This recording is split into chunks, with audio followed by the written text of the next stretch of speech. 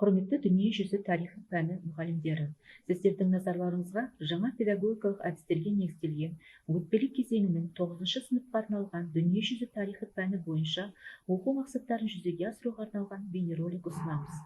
Сабақтың басында бастапқы ынталандырушы материал әдісін өткізіңіз. Слайдта бейнеленген соцреализм стилінде жасалған плакаттар үлгілерін ұсыныңыз. Оқушылардан сұраңыз, суреттерде қай тарихи оқиға бейнеленген деп ойлайсыздар? Сабақтың тақырыбы қандай болуы мүмкін? Оқушылар плакаттарда Ресейдегі 1918-20 жылдары болған азамат соғысы кезеңі бейнеленген деп, сабақтың тақырыбы осы оқиғамен байланысты деп болжам жасайды. Оқушыларға болжамдары үшін алғыс білдіріп, оларды сабақ тақырыбымен таныстырыңыз. Сабақ тақырыбы Ресейдегі азамат соғысы және шетелдік интервенцияның себептері мен салдары қандай? Оқушыларды сабақтың мақсаттарымен, бағалау критерийлерімен және тақырыптың тарихи концептісімен таныстырыңыз. Сабақ мақсаттары: тарихи оқиғаның нәтижелерін талдау арқылы әлеуметтік құрылымның өзгеруіне қазан төңкерісінің әсерін сипаттау, азамат соғысының себептері мен салдарын талдау. Бағалау критерийлері: қоғамның өмірінде қоғамдық саяси бағыттардың әсерін талдау, 1918-22 жылдарындағы азамат соғысының себептерін талдау, азамат соғыс кезеңіндегі Ресей аймағында жасалған шетелдік интервенциясының қатысушылары мен бағыттарын кескін картада бейнелеу, 1918-22 жылдардағы азамат соғысының салдарын талдау, тарихи концепті, себеп және салдар. Жаңа терминдермен жұмыс. Азамат соғысы түрлі әлеуметтік топтар арасында мемлекеттік билік үшін ұйымдастырылған қарулы күрес. Бір мемлекеттердің азаматтары арасындағы соғыс. Бір ел ішіндегі түрлі саяси күштердің қақтығысы. Шетелдік интервенция. Шет мемлекеттердің Ресейдегі азаматтық соғыстағы қарсыласып жатқандардың бірінің жанында болысып араласулары. Оқушыларға азамат соғысына арналған бейнеролик ұсыныңыз. Бейнеролик қарау барысында оқушыларды азамат соғысының себептерін дәптерге жазып отыруларын сұрамыз. Видеоны қарап болғаннан соң оқушылармен бірге келесі сұрақтарды талқыламыз. Ресейде азамат соғысы қай жылдары болды? Азамат соғысы кезінде Ресейге қарсы қай шет мемлекеттер интервенция жасады? Қызыл армияның қай басшыларын атай аласыңдар? Ақ армияның қай басшыларын атай аласыңдар? Азамат соғысының себептері қандай? Азамат соғысы жылдарындағы шет елдердің интервенциясының себебі неде? Бейнероликті көрген кезде және сұрақтарды талқылау барысында оқушылар өз жазуларын толықтырады. Содан соң мұғалім тақтада соғыс себептері жазылған слайд көрсетіп, оқушылар өз жазғандарын толықтырады. Бұл келесі себептер: 1917 жылы қазан төңкерісі, большевиктер партиясының мемлекеттік билікті жаулап алуы, Крест бейбіт келісімін жасалуы, Ресейдің көп көлемді аймақтарынан айырылуы, 1917 жылдың басындағы терең жалпы ұлттық дағдарыстың таралуы, астаналық қалаларда аштық, жұмыссыздық, өндіріс орындардың мемлекеттендірілуі, азық-түлікті тәркілеу саясаттары тағы басқалары. Және тағы басқа себептермен таныстырыңыз. Келесі жұмыс түрі жұптық жұмыс. Оқушылардың әр жұбына Ресейдегі азамат соғыс кезіндегі өмір сүрген түрлі әлеуметтік топтар мен саяси партиялардың өкілдерінің атаулары жазылған карточкалерді ұсыныңыз. Оқушылар карточкалерді ақтар, қызылдар деп екі топқа бөлулері керек.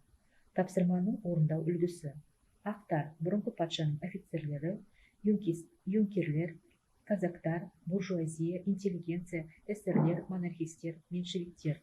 Қызылдар фабрика-зауыт жұмысшылары, кедей және орташа шаруалар, қоғамның маргиналды топтары, большевиктер. Тапсырмаға арналған дескрипторлар: азамат соғыс кезіндегі ақтарға жататын қоғамның топтары мен саяси партияларды дұрыс ажырата алады. Және дәл солай қызылдарға жататын қоғамдық топтар мен саяси партияларды дұрыс ажырата алады. Бұл тапсырма қазан төңкерістің қоғамның құрылымына әсер етуіне арналған оқу мақсатына жетуге көмектеседі.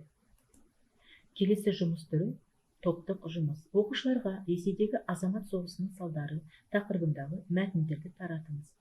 Оқушыларды 6 топқа бөліңіз. Оқушылар топтарда талқылап, мәтінде баяндалған соғыс салдарын анықтап, оларға қатысты 2-3 дәйек келтіреді. Бірінші топ саяси салдар, екінші топ экономикалық салдар, үшінші топ әлеуметтік салдар, төртінші топ идеологиялық салдар, бесінші топ мәдениет саласының салдары, алтыншы топ демографиялық салдар. Тапсырма дескрипторлары. Оқушы азамат соғысының топқа тапсырылған салдары бойынша 2-3 дәйек келтіреді. Тапсырмаға берілген уақыт аяқталған соң топтар өз жұмыстарын сынып алдында таныстырады. Оқушылардың пікірлерін қорытындылаңыз. Бұл тапсырма азамат соғысының салдарына арналған оқу мақсатына жетуге бағытталған. Келесі жұмыс түрін оқушылар жұпта немесе өз бетінше орындаулары болады. Оларға кескін карта таратып, оған азамат соғыс кезіндегі шет елдер интервенциясына қатысқан елдерді және негізгі бағыттарын белгілеуді сұраңыз. Оқиғалар 1917 жылғы желтоқсанда Түркия Закавказье аймағына басып кірді. Көп ұзамай сол жерге немістер де келіп жетті. 1917 жылдың аяғында қиыр шығыста американдықтар, жапондықтар және ағылшындықтар әскери күштерін әкеле бастады. Және де тағы басқа осыған байланысты оқиғаларды бейнелейді. Сабақта өтілген тақырып бойынша рефлексия кезінде оқушыларға келесі тұжырымдамаларды аяқтауларын сұраңыз. Бірінші, азамат соғысының басқа соғыстарға қарағанда ерекшелігі мынада. Екінші, шет елдер Ресей аумағына өз әскерлерімен басып кірді, себебі. Үшінші, Ресейдегі азамат соғысының басты нәтижесі ол. Төртінші, Ресейдегі азамат соғысының салдарының ең маңыздысы ол. Бесінші, елдерде азамат соғыстың алдын алу үшін не жасау керек? Үй тапсырма ретінде оқушыларға төменде берілген бір тұжырымдаманы таңдап алып, өз пікірлерін дәптерге жазып келуді сұраңыз. Бірінші, Ресейдегі азамат соғысты болдырмауға мүмкіндіктер болды, олар. Екінші тұжырымдама, Ресейдегі азамат соғысты болдырмауға мүмкіндіктер болмады, себебі. Құрметті әріптестер, ұсынылған бейнероликте 9 сыныпқа арналған дүниежүзі тарихы пәні бойынша өткелі кезеңнің оқу бағдарламасының оқу мақсаттарына жетуге арналған жолдары қарастырылған. Мысал берілді. Сіздерге жаңартылған оқу бағдарламасын сәтті енгізуге көмектесетініне сенеміз.